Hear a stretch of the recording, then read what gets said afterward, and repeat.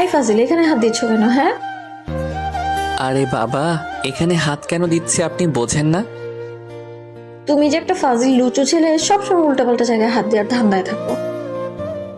আরে বাবা, উল্টাপাল্টা জায়গায় কোথায় হাত দিলাম? এখানে হাত না দিলে আদর করব কি করে আপনি বোঝেন না?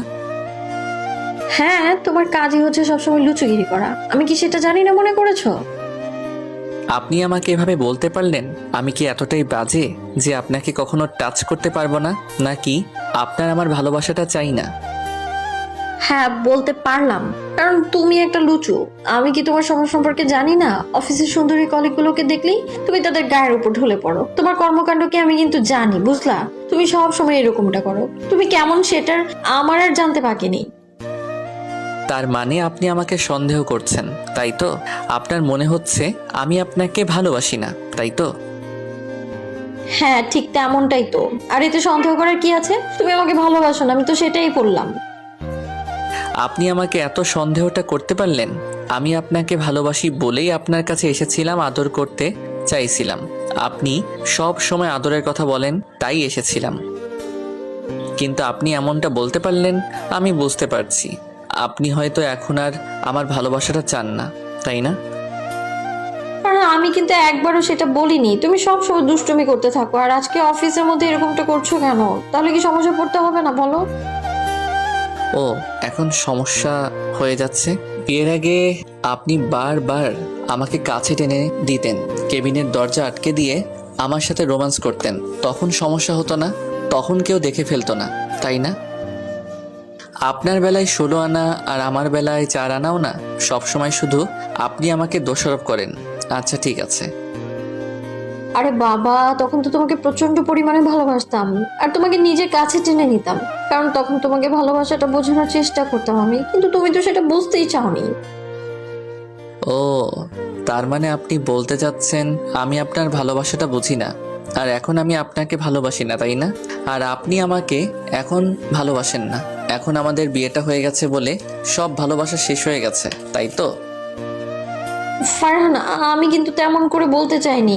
তুমি শুধু শুধু কথার উল্টো মানে বের করছো। দেখো, এমনটা কিছুই না।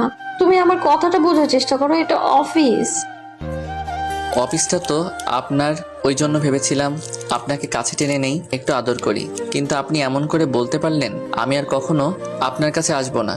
আর আপনি যদি চান তাহলেও আদর করব না। তোমার আদর চাইতে আমার বইয়ে গেছে। মায়ের কথাতে ফারহান ওকে ছেড়ে দিল।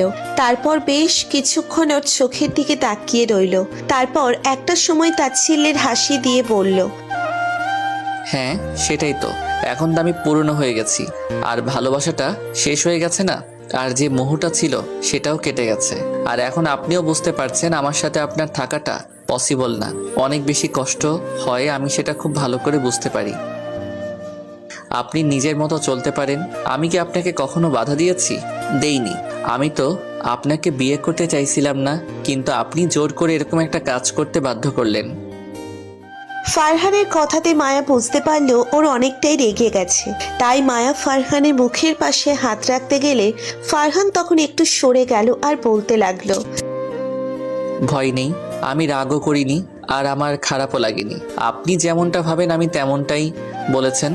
আচ্ছা থাকেন, আমি আর ভুলেও আপনাকে ডিস্টার্ব করতে আসবো না। আপনার অফিসে অনেক কাজ আছে, আপনি সেগুলো করেন।